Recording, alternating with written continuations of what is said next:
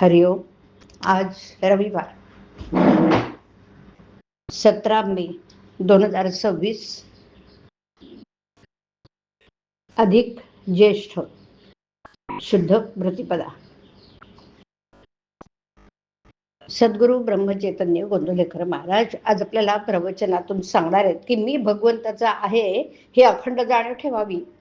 ऐकूया. आपल्याला काही हवं असं वाटलं आणि ते तसं झालं नाही म्हणजे मग तळमळ लागते. परंतु सर्व परमात्माच करतो आहे असं मानलं म्हणजे मग काळजीचं कारण उरत नाही. आपण देव आहे असं म्हणतो, पण आपला तो खरा विश्वास आहे का?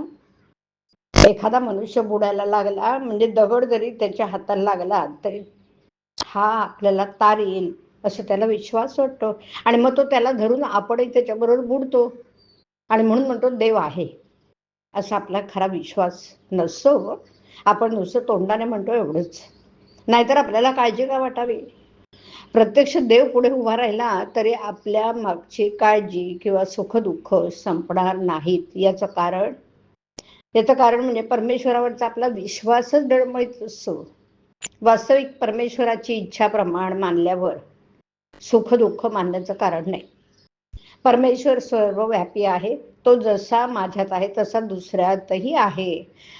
म्हणून दुसऱ्याने काहीही केलं तरी आपल्याला त्याबद्दल काही वाटण्याचं कारण नाही. तरी अशी भावना ठेवून वागावं की मी देवाचा आहे, तो माझा पाठीराखा आहे आणि म्हणून काही झालं तरी मला काळजी करण्याचं कारण नाही. हे सर्व नामस्मरण केल्याने साधतं आणि म्हणून मी आजपासून सतत नामस्मरण करीत राहणार असा निश्चय करावा आणि त्या दृष्टीने प्रयत्न चालू ठेवावा. परमेश्वराला शरण जाऊन मला तसं वागण्याची बुद्धी द्यावी म्हणून त्याची प्रार्थनाही करावी. मनाला पहिल्यांदा थोडी बळजबरी करावी लागेल. लहान मुलांना शाळेत जाण्याकरता सुरुवातीला थोडी बळजबरी करावी लागते. मुलीला प्रथम सासरी पाठवतानाही तसंच करावं लागतं. आपण थोडा तरी नियम करावा.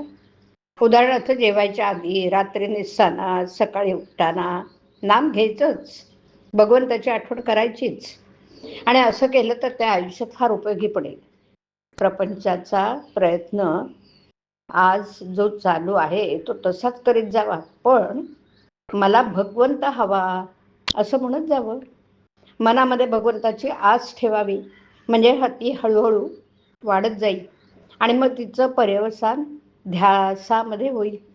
समजा एखाद्या माणसाला घर बांधायचं आहे, मला घर बांधायचं आहे असं तो म्हणत जातो, पण त्यासाठी पैसे शिल्लक टाकतो. दागिने करायची वेळ आली तर ते नको म्हणतो, कारण पुढे घर बांधायचं आहे. हे जसं खरं त्याप्रमाणे भगवंत मला हवा असं नुसतं म्हणत गेल्याने देखील मनुष्य निव्वळ प्रपंचातच गुरफटून न जाता विषय बेताने भोगेल. खरा ध्यास लागल्यावरती वस्तू मिळाल्या वाचून चैन पडणारच नाही. ज्याचा भगवंतावर विश्वास त्याला समाधान खास. हरिओम. हरिओम तत्सत. हरिओम.